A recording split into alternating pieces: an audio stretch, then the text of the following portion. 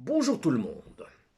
Alors, aujourd'hui, je vais vous proposer la suite et momentanément en tout cas la fin de la vidéo de la semaine dernière qui, comme vous vous en rappelez certainement, traitait de la perspective. Donc, la semaine dernière, nous étions partis du cas de figure le plus simple, à savoir la perspective frontale, hein.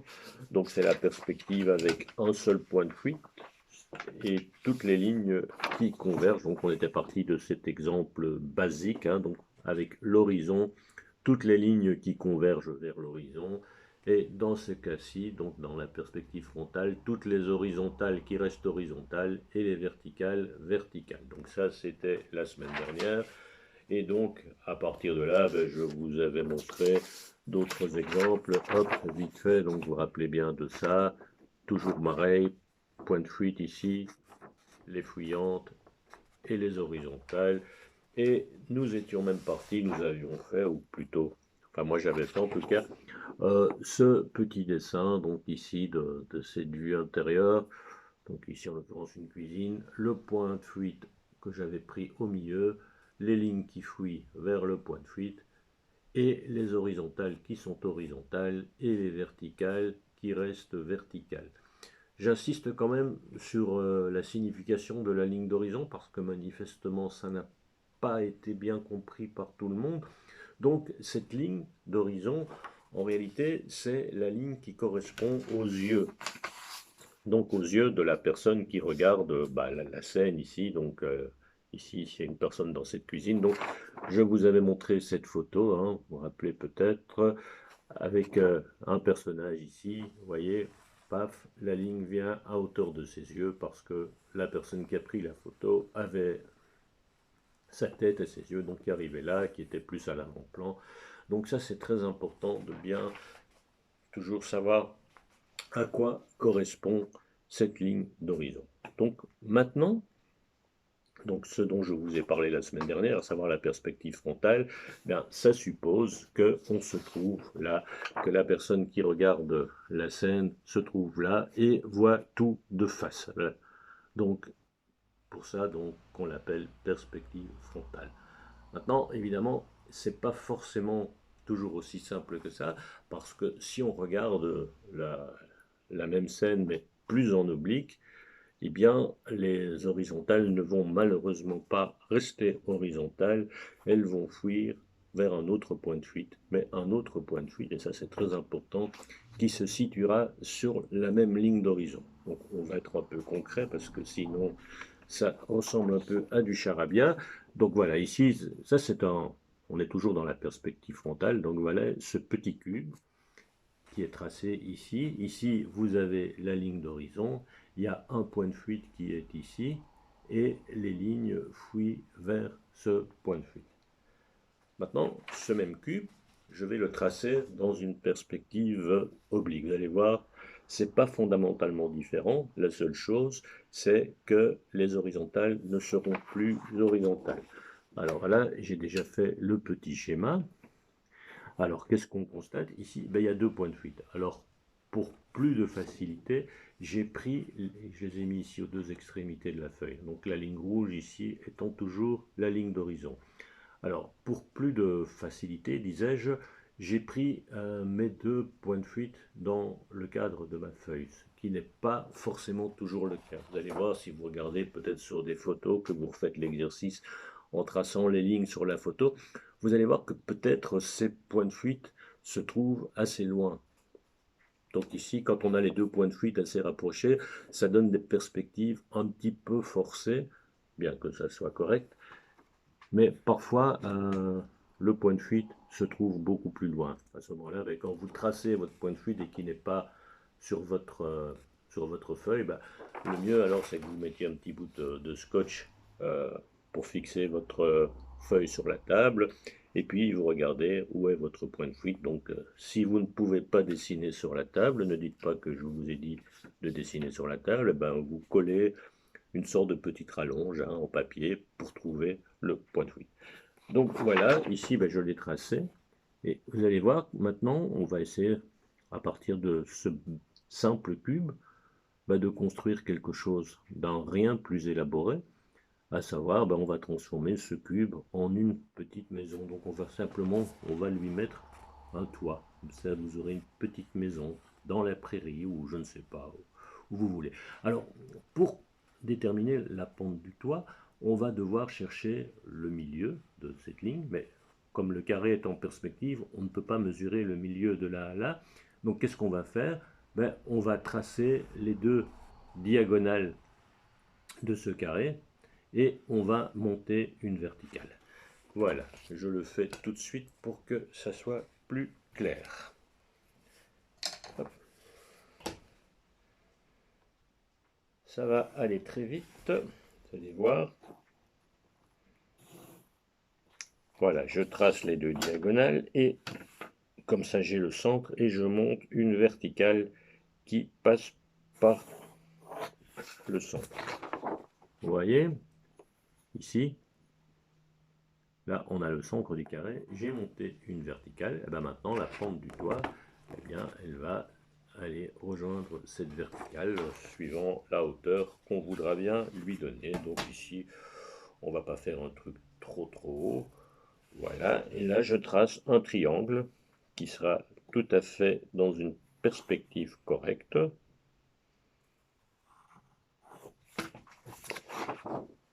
Voilà, donc là on a un pan du toit.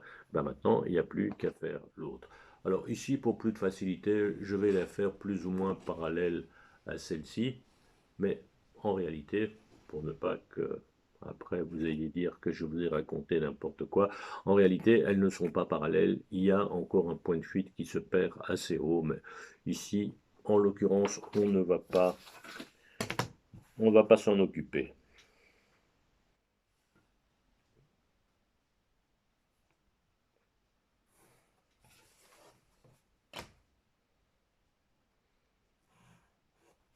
Et voilà.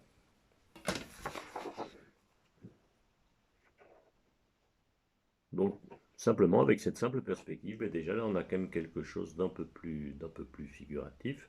Et bon, les maisons, je pourrais très bien encore en faire une ici qui peut venir plus haut que la ligne d'horizon d'ailleurs, hein.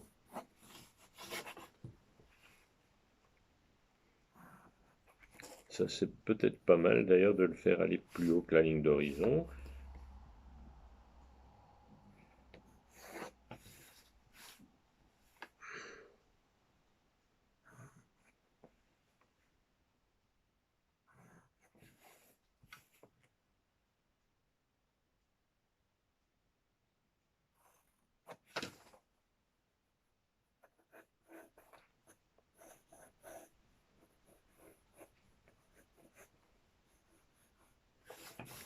Voilà, regardez, comme ça vous donne une idée. Voilà.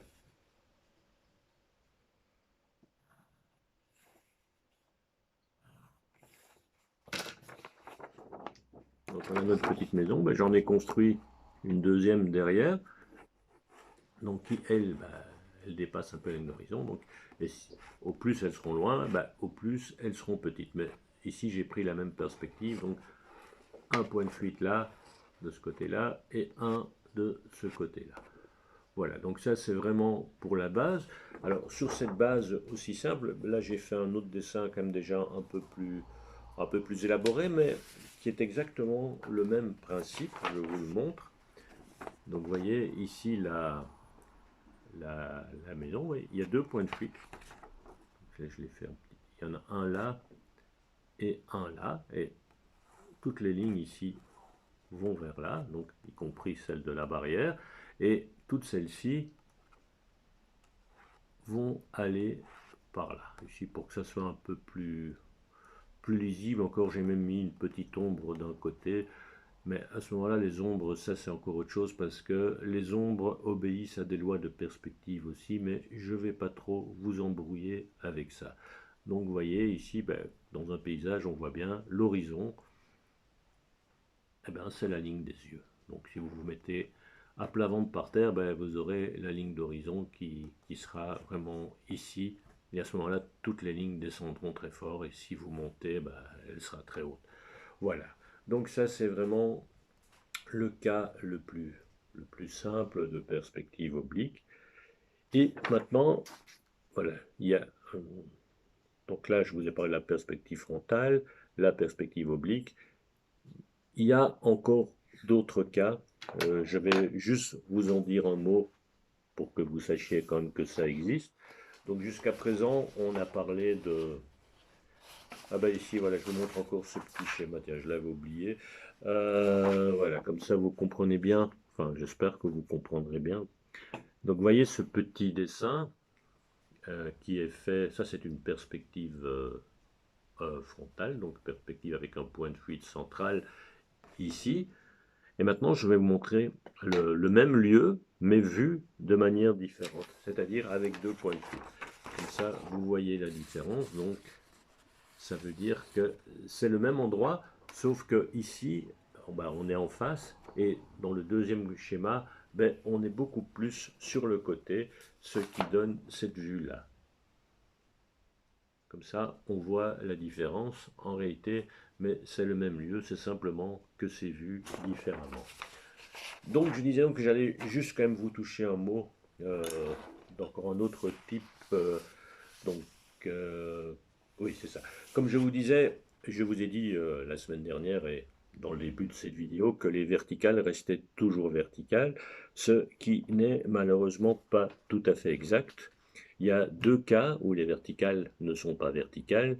Ce sont dans les vues en plongée, surtout dans les plongées assez fortes, donc quand vous regardez quelque chose de très haut, ou bien dans les contre-plongées, c'est-à-dire que si vous êtes en bas, le plus simple pour comprendre ça, vous vous mettez au pied d'un building, vous regardez vers le haut, et vous allez avoir l'impression que les lignes convergent vers le ciel et que ça devient de plus en plus petit, alors que vous savez très bien que les lignes sont perpendiculaires, parallèles entre elles.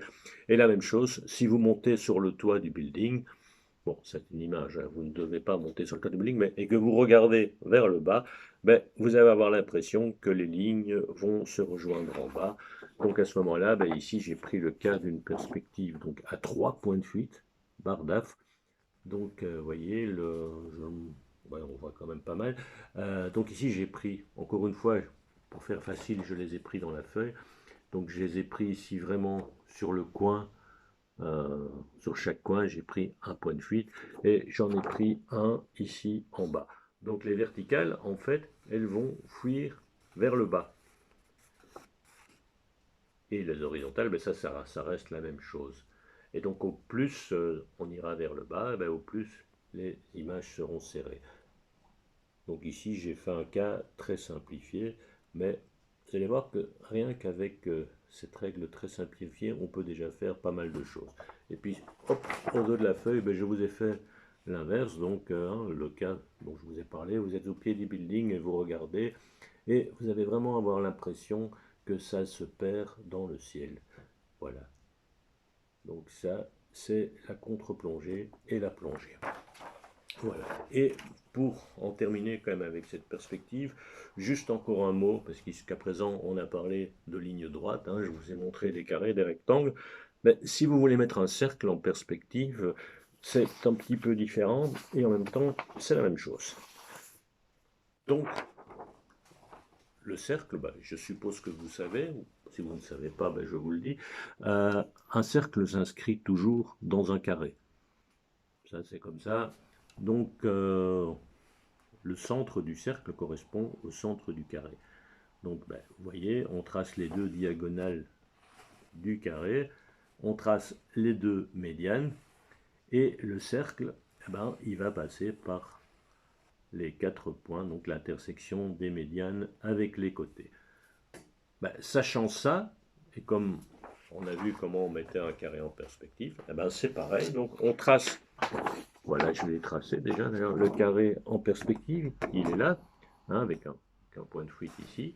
Maintenant, qu'est-ce qu'on va faire pour tracer le cercle en perspective? Donc ici, c'est un cercle comme s'il était à plat sur le sol.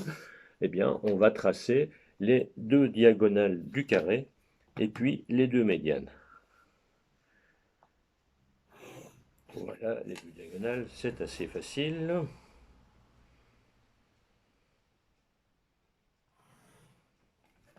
puis les deux médianes, ben, la médiane, il y en a une qui va aller au point de fuite et l'autre qui va être horizontale.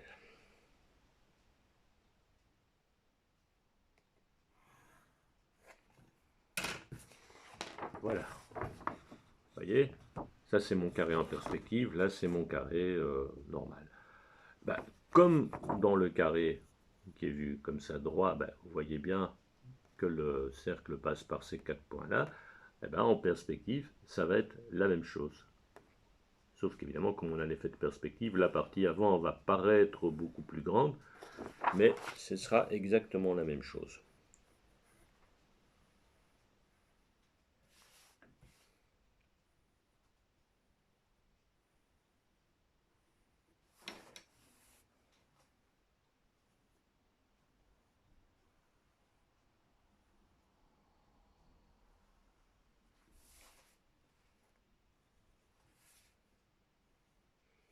Bon, ici, évidemment, dans mes explications, j'essaye de simplifier un peu parce que je trouve que c'est déjà tellement chinois comme ça. Mais si voulez vraiment le faire de manière à la manière d'un architecte, à ce moment-là, il y a encore d'autres calculs à faire pour les points d'intersection. Mais bon, le but n'est pas pour nous de faire de l'architecture. Si vous voulez faire des études d'architecte, bah, vous verrez ça plus tard. Donc moi, ici, je m'intéresse surtout à l'aspect des choses pour qu'elles aient l'air quand même à peu près juste quand vous les dessinez. Et voilà, vous voyez, le cercle en perspective, il est là, donc voilà. Alors, maintenant, ce que je vais vous proposer, parce que tout ça m'a l'air bien fastidieux et très austère, bah, pour que vous fassiez quand même, que vous dessiniez un peu quand même, et que ça soit un peu plus amusant à faire. Bon, ici, ouais, je vous dis, on va faire simple, et en même temps, je vous montre des exemples très compliqués, mais c'est pas si compliqué que ça. Donc, vous voyez, ici, ça j'ai imprimé, hein, celle-ci c'est une gravure. Et voilà, ici c'est une perspective à un seul point de fuite, avec le point de fuite qui est assez bas ici, et toutes ces lignes qui convergent vers. Je vous montre d'autres exemples qui ont l'air un peu plus compliqués, mais qui en réalité ne le sont pas tellement. Donc ceci c'est simplement une perspective à un seul point de fuite. Donc vous avez un point de fuite ici quelque part et l'autre plus par là en dehors. Et je vous montre encore un autre exemple. Vous voyez, celui-ci est un rien plus simple. Et ça, c'est vraiment, ça a l'air compliqué, mais en réalité, ça ne l'est pas tellement. Donc, ce sont simplement des parallélépipèdes, en fait, hein, qui sont avec une perspective à un seul point de fuite, donc ici, à deux points de fuite, pardon. Donc, il y en a un à gauche et un à droite. Les verticales sont verticales. Alors voilà, ce que je vous propose, ben, c'est de faire un peu une composition comme ça, hein, puisque si vous avez compris, j'espère que vous avez compris, sinon c'est que j'ai mal expliqué, ce qui est une éventualité, effectivement. Donc, une fois que vous arrivez à tracer vos cubes et vos parallélépipèdes dans votre perspective à deux points de fuite, eh ben vous choisissez simplement une lumière, vous décidez, elle vient de gauche ou elle vient de droite, et vous foncez l'autre pan. Ben, mais vraiment le faire simplement, donc des aplats, prenez un gros marqueur et vous faites des aplats, et vous allez voir, vous aurez rapidement un effet très spectaculaire. Donc ça, je pense que voilà, c'est un effet quand même graphique assez intéressant. Et c'est vraiment en même temps, c'est un exercice de perspective. Bon, vous n'êtes pas obligé de faire autant de maisons. Ici, on a vraiment beaucoup, vous pouvez le faire plus petit. Mais tâchez d'être rigoureux. Prenez un point de fuite d'un côté, un de l'autre, et puis vous gardez les horizontales, et vous n'en prenez que deux, hein. Vous n'essayez pas de mettre 50 points de fuite sur la même ligne. Et donc, un seul horizon. Donc ici, il est assez haut, on le voit bien, un à gauche, un à droite. Et les verticales, et puis vous choisissez une lumière, vous choisissez un sens, toujours le même évidemment, et vous mettez des aplats de, bon ici c'est en bleu, là c'est en noir, je sais pas, si vous avez un gros marqueur sous la main, ou si vous n'en avez pas, vous prenez un crayon, et vous essayez de faire quelque chose comme ça qui soit assez graphique. Et puis après, bah, évidemment, vous prenez une petite photo comme d'habitude et vous me l'envoyez. Et donc vous n'hésitez pas aussi, si vous avez des questions, parce que parfois je m'emporte, je dis on fait ci, on fait ça, mais peut-être que c'est pas aussi clair pour tout le monde. Ben, vous n'hésitez pas, vous m'envoyez un petit message, vous me posez votre question et je vous répondrai à tous les coups. Voilà. Alors, ben, la semaine prochaine, on va essayer peut-être de faire des choses un peu moins, comment dire,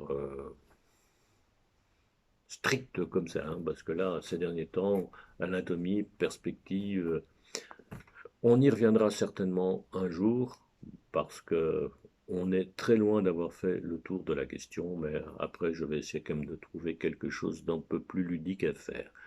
Voilà. Ben là-dessus, je vous souhaite une bonne journée et je vous dis à bientôt.